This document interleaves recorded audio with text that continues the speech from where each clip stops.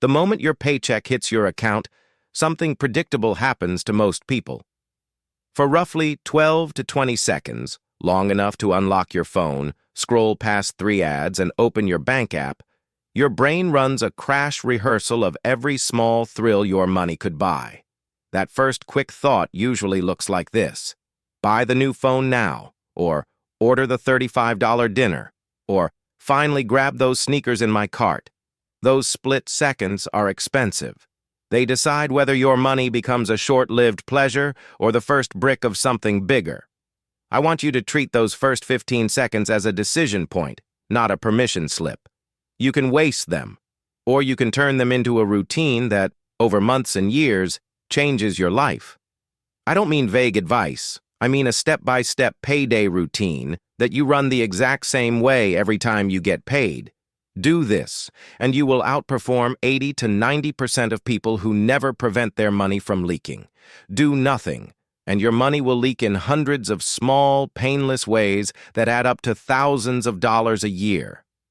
Start with an image you can remember. Pretend you get paid $3,200 on the 1st and 15th of each month.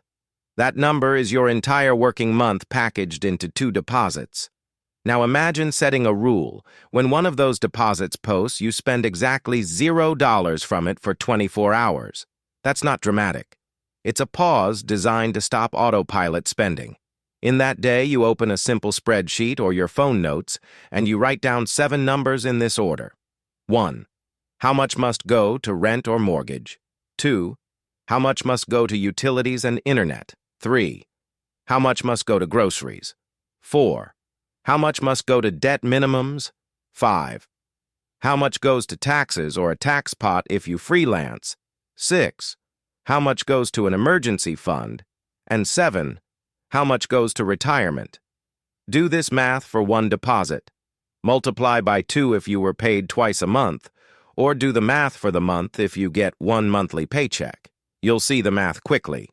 If your take-home pay is $3,200 and your rent is $1,200, utilities $250, groceries $400, debt minimums $200, taxes pot $200, emergency fund $300, and retirement $320, you've already allocated every dollar. That list forces the tough choices into a calm moment, not into the second after you see a limited time ad. Make a rule. When your paycheck posts, move the exact dollars you decided to move. Don't leave them in the checking account where temptation lives. Most people think saving is what's left over after they spend. That's backwards. Pay yourself first. Every employer match, every automatic deposit you make to an account labeled retirement or emergency is money you remove from temptation before you can spend it. If your employer offers a match, treat it like free cash. Many employers match between about 3 and 5% of your salary, depending on company size and plan design, which is essentially a guaranteed return on the money you put in. Numbers make this concrete. A 3% match on a $60,000 salary is $1,800 extra per year. If you don't contribute to get that match, you have effectively paid your employer $1,800 to keep. That's an expensive choice to make without even realizing it. So the first rule of the payday routine: if an employer match exists, contribute at least enough to get the full match. Write that number down on payday day 1.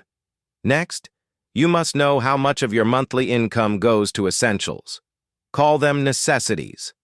These are rent or mortgage, utilities, basic groceries, basic transportation, insurance, and essential health care.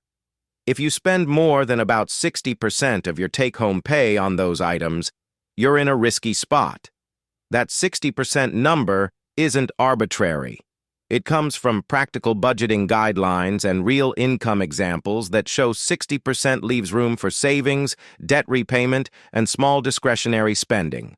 If you're above 60%, you either need to reduce housing cost, reduce transportation or food costs, or increase income.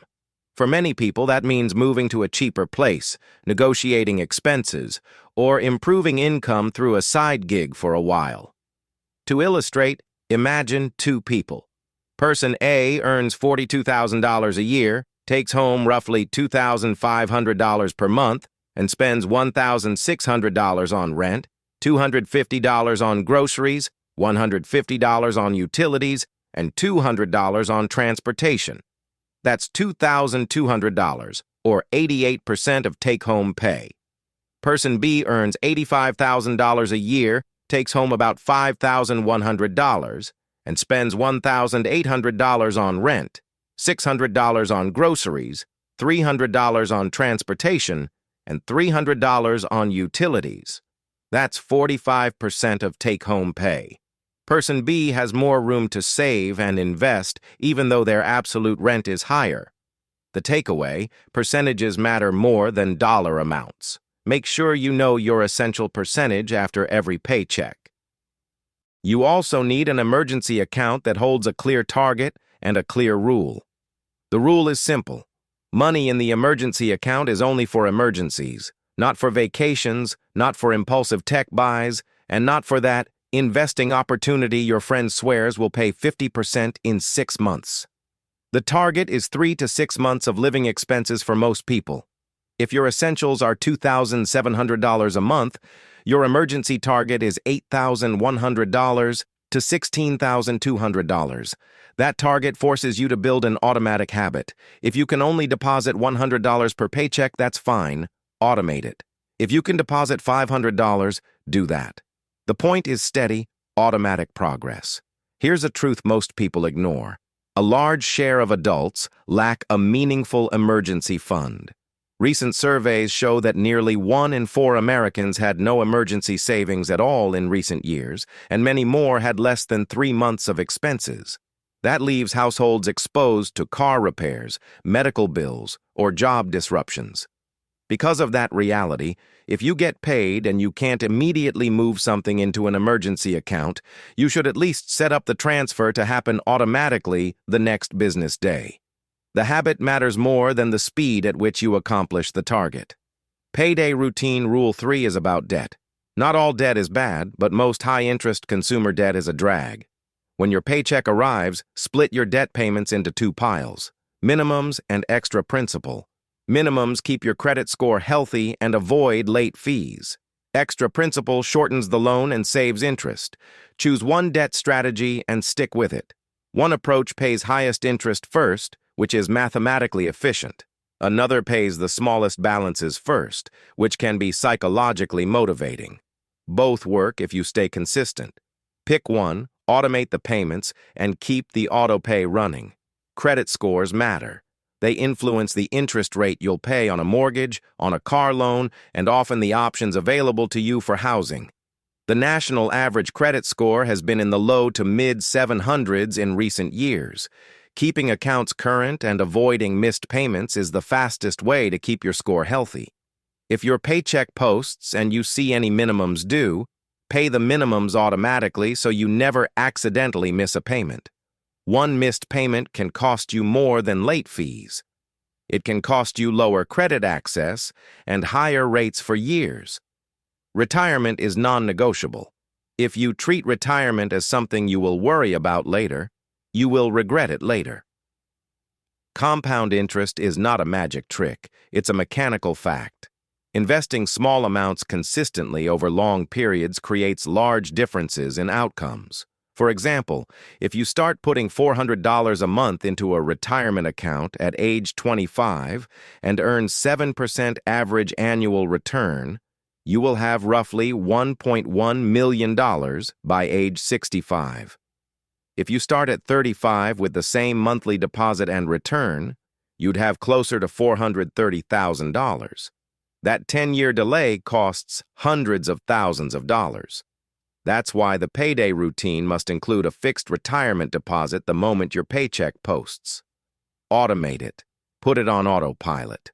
A practical flow for automating retirement is this: direct deposit your paycheck into checking, then set an automatic transfer that moves a percentage directly into your retirement account on the day after your paycheck clears. If your employer offers a retirement plan, make your contributions pre-tax or Roth, depending on tax strategy and employer options, and make sure you hit at least the match. If you're self-employed or have extra room, open an IRA or Roth IRA and set up automatic monthly deposits. Another part of the payday routine is the small fun budget. If you never allocate any money for small pleasures, you will eventually rebel. That's why, after essentials, debt, emergency, and retirement, you should allocate a fixed fun allowance.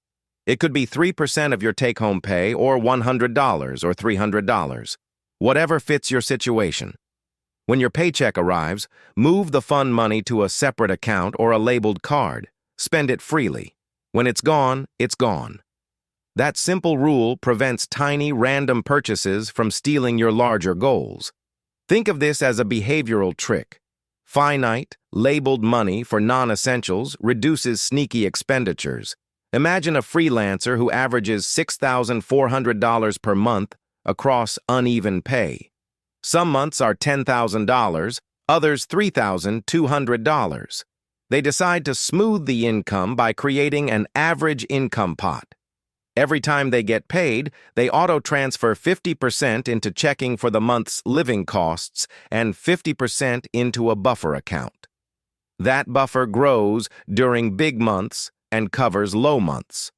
On payday, they also auto-transfer 10% to retirement, 5% to the emergency fund until it reaches a target, 5% to a tax account, and leave 10% for discretionary spending.